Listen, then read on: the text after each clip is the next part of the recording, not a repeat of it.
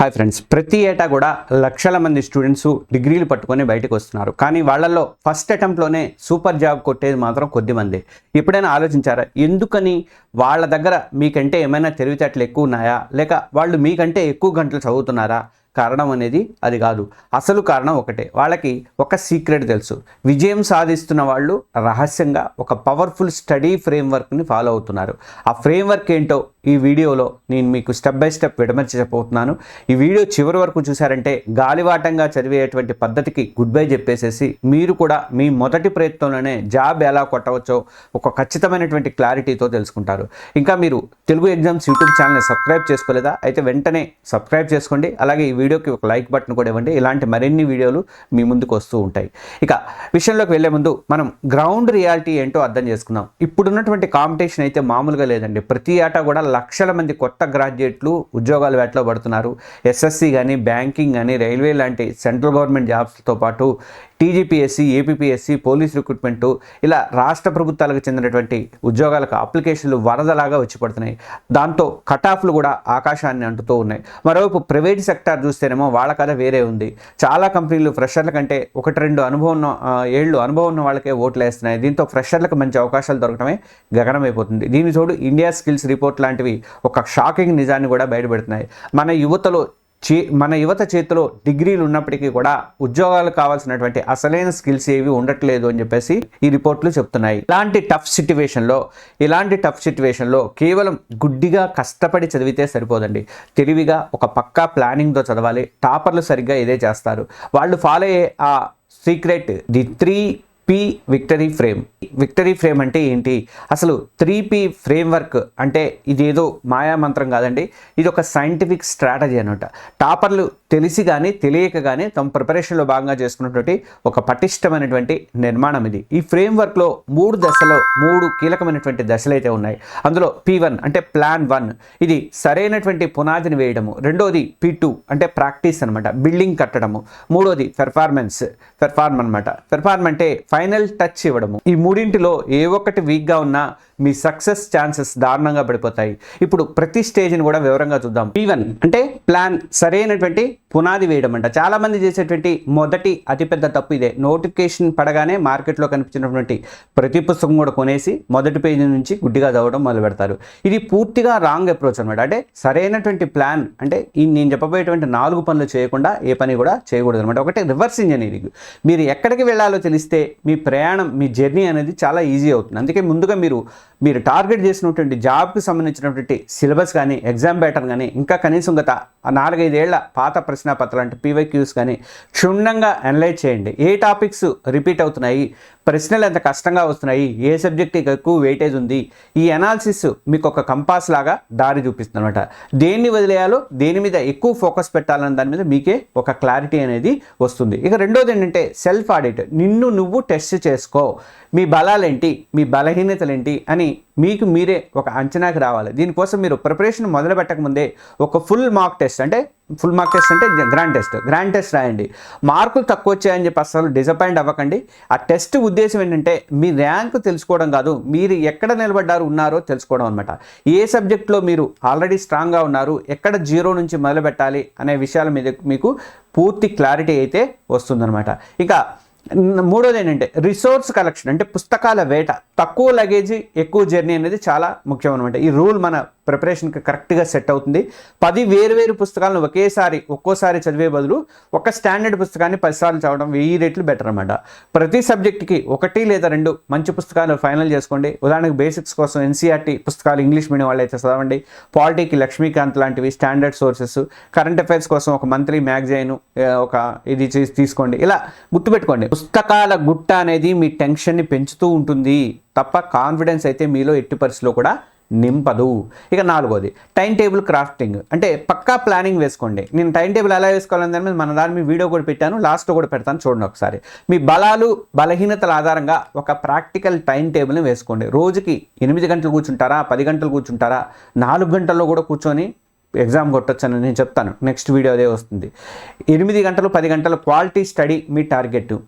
ఇక మధ్య మధ్యలో బ్రేక్స్ తీసుకుంటూ ఏకాగ్రతను కాపాడడానికి పోమోడోరో టెక్నిక్ చెప్పా కదా, నేను ఇంతకుముందు వీడియోలలో కూడా చెప్పాను. 25 మినిట్స్ చదవండి, 5 నిమిషాలు బ్రేక్ తీసుకోండి.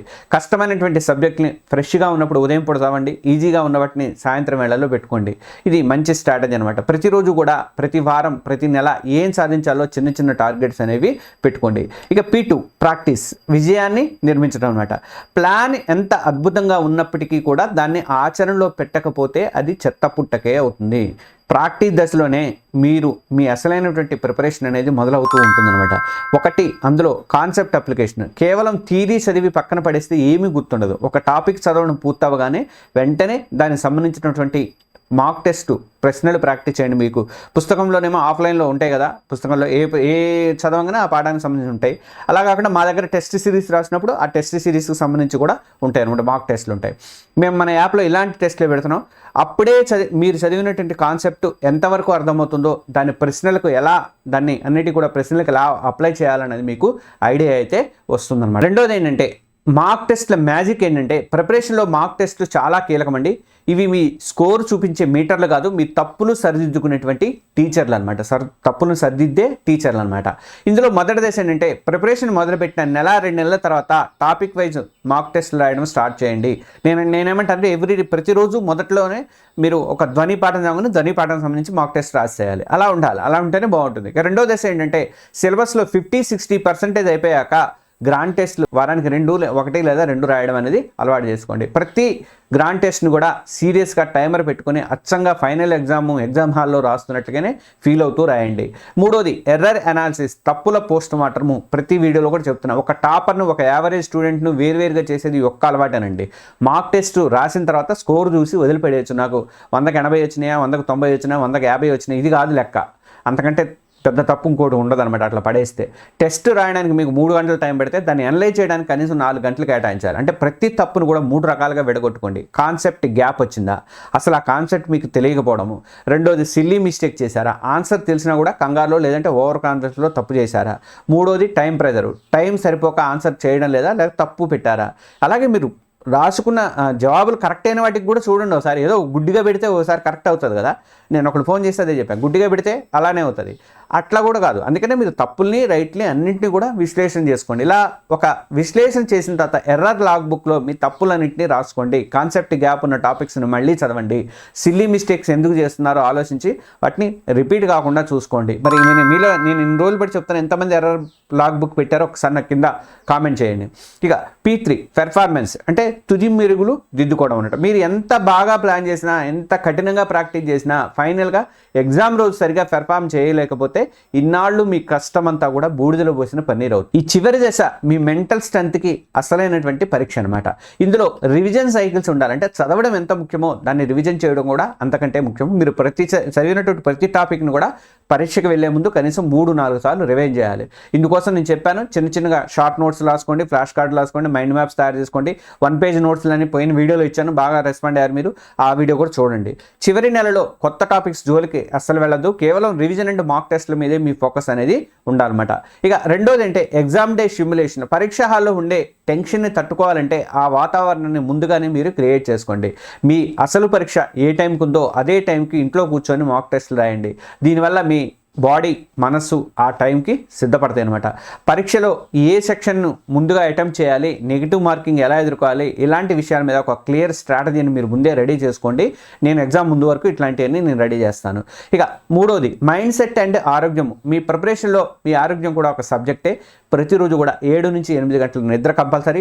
మంచి పోషకాహారం తీసుకోండి, జంక్ ఫుడ్ జోలికి వెళ్ళకండి. ప్రతిరోజు కనీసం 30 నిమిషాలు వాకింగ్ లేదా ధ్యానం చేయండి. దానివల్ల మైండ్ అనేది మీకు రిలాక్స్ అవుతూ ఉంటుంది, మీ ఏకాగ్రత కూడా పెరుగుతుంది. గుర్తుపెట్టుకోండి, ఇది మీ నాలెడ్జ్ని టెస్ట్ చేసే పరీక్ష మాత్రమే కాదు, మీ మానసిక స్థైర్యాన్ని కూడా పరీక్షిస్తుంది. ఇక్కడ నేను ఒక గుడ్ న్యూస్ చెప్పబోతున్నా. తెలంగాణలో ఏ ఉద్యోగ పరీక్ష అయినా సరే ఇక ఒకే టెస్ట్ సిరీస్తో మీరు ప్రిపేర్ అవ్వడానికి అవకాశం ఉంది. అన్లిమిటెడ్ మాక్ టెస్ట్లు చాప్టర్ వైజ్గా ఉంటాయి, అలాగే ఎగ్జామ్ వైజ్ టెస్ట్లు ఉంటాయి, డీటెయిల్డ్ సొల్యూషన్స్ ఉంటాయి. అన్నీ ఒకే చోట అనేది కేవలం 499 రూపాయలు, 499 రూపీస్కే పూర్తిగా ఒక ఏడాది వ్యాలిడిటీతో కోర్స్ అందుబాటులోకి వచ్చింది. PC, SI, groups, SSC, RRB ఇంకా మరెన్నో పోటీ పరీక్షలకు ఒకే మాస్టర్ సబ్స్క్రిప్షన్తో మీరు దాంట్లో జాయిన్ అవ్వచ్చు. ఇప్పుడే మీరు తెలంగాణ ఎగ్జామ్స్ మాస్టర్ పాస్ తీసుకోండి, స్మార్ట్గా ప్రిపేర్ అవ్వండి, మీ కళల్ని సాధించండి. ఈ వీడియో డిస్క్రిప్షన్లో Telangana exams plus app link, ఆ కోర్స్ లింక్ అనేది పెడతాను. డౌన్లోడ్ చేసుకొని ఈ రోజే జాయిన్ అయిపోండి. వాళ్ళ నుంచి టెస్ట్లు నడుస్తున్నాయి. టెస్ట్లు అనేవి ముందు మీకు మాస్టర్ అసలు ఏమేమి వస్తున్నాయి ఈ చాప్టర్లు అనేవి ప్రతి సబ్జెక్టుకి సంబంధించి నేను పాలిటీ రాశాను, హిస్టరీ మిగతా అన్ని అలా రాసి పెడతాను ముందు. తర్వాత మాక్ టెస్ట్లు అన్నీ అడాప్ట్ అవుతూ ఉంటాయి అనమాట. మీరేం కంగారు పడకల్లా, అన్నీ ఒకదాని ఒకటి చేసుకుంటూ పోండి.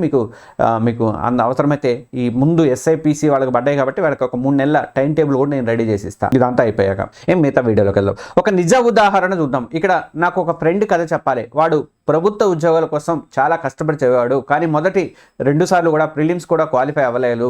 తర్వాత డిప్రెస్ అయ్యాడు, కానీ పట్టుదల వదలేదు. తన ప్రిపరేషన్లో ఎక్కడ తేడా కొడుతుందో అతను గ్రహించాడు. అప్పుడే తను చదివినటువంటి విధానాన్ని పూర్తిగా మార్చేశాడు. ముందుగా సిలబస్, తర్వాత పాత పేపర్లు ఎనలైజ్ చేయడము, ఆ తర్వాత ఒక పక్కా ప్లాన్ వేసుకున్నాడు. తర్వాత ప్రతిరోజు కూడా మాక్ టెస్ట్ రాసి గంటల తరబడి తన తప్పుల నుండి నేర్చుకున్నాడు, ప్రాక్టీస్ చేశాడు. చివరి నెలలో కొత్తవి చదవడం ఆపేసి కేవలం రివిజన్ చేస్తూ తన మైండ్ని కూల్గా ఉంచుకున్నాడు, పెర్ఫామ్ చేశాడు. రిజల్ట్ ఏమైంది? 3వ ప్రయత్నంలో అనుకున్నట్టే ఒక మంచి స్టేట్ లెవెల్ జాబ్ అయితే కొట్టాడు. అతను కొత్తగా పుస్తకాలు ఏమి చదవలేదు, కేవలం చదివే పద్ధతిని మార్చుకున్నాడు. అదే 3P ఫ్రేమ్వర్క్ యొక్క పవర్ అనమాట. చూసారుగా, విజయం అనేది అదృష్టం మీద కాదు, ఒక సరైనటువంటి పద్ధతిని ఫాలో అవ్వండి, దాని మీదే మీ విజయం ఆధారపడి ఉంటుంది. ఒకసారి నేను ఇప్పటిదాకా చెప్పింది క్విక్గా రివైజ్ చేద్దాం. చూడండి, ఫస్ట్ది ప్లాన్, రివర్స్ ఇంజనీరింగ్ చేసి మిమ్మల్ని మీరు టెస్ట్ చేసుకొని కరెక్ట్ పుస్తకాలతో ఒక సూపర్ టైం టేబుల్ అనేది వేసుకోండి. రెండోది ప్రాక్టీస్, చదివిన కాన్సెప్ట్ని అప్లై చేస్తూ మాక్ టెస్టులు రాసి మీ తప్పుల్ని మీ గురువులుగా చేసుకోండి. మూడోది పెర్ఫార్మ్, సరైనటువంటి రివిజను, ఎగ్జామ్ సిమ్యులేషను అండ్ మంచి ఆరోగ్యంతో పరీక్ష రోజున మీ బెస్ట్ ఇవ్వండి. ఈ జర్నీ కొంచెం కష్టంగా ఉండొచ్చు, కానీ అసాధ్యం మాత్రం కాదు. సరైనటువంటి వ్యూహంతో అడుగు ముందుకేస్తే విజయం అనేది మీ కాళ్ళ దగ్గరికి వస్తుంది. ఈ 3P ఫ్రేమ్వర్క్లో మీకు ఏ స్టెప్ అత్యంత కఠినంగా అనిపిస్తుంది? అది ప్లానింగా, ప్రాక్టీసా, లేదా ఫైనల్ పెర్ఫార్మెన్సా? కింద కామెంట్స్లో నాకు తప్పకుండా చెప్పండి.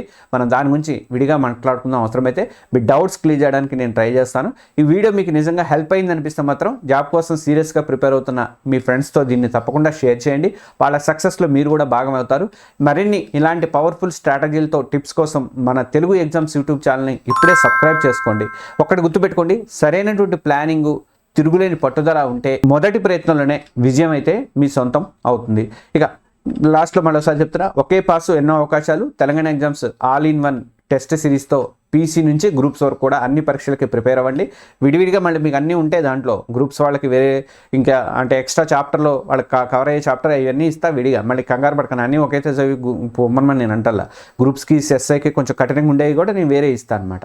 కేవలం 499తో ఒక ఏడాది పాటు అన్లిమిటెడ్ యాక్సెస్ అనమాట. ఇది ప్రతి సబ్జెక్టుకి కూడా మైక్రో చాప్టర్ వైజ్ సిలబస్ ఉంటుంది, మాక్ టెస్ట్లు ఉంటాయి, చాప్టర్ టెస్ట్లు ఉంటాయి, అలాగే డీటెయిల్ సొల్యూషన్స్ ఉంటాయి. వాటికి మైండ్ మ్యాప్స్ కూడా ఇస్తాను, కరెంట్ అఫైర్స్, ఇవన్నీ కూడా ఒకే యాప్లో తెలంగాణ ఎగ్జామ్స్ మాస్టర్ పాస్లో మీ విజయానికి స్మార్ట్ ఛాయిస్ అయితే అవుతుంది.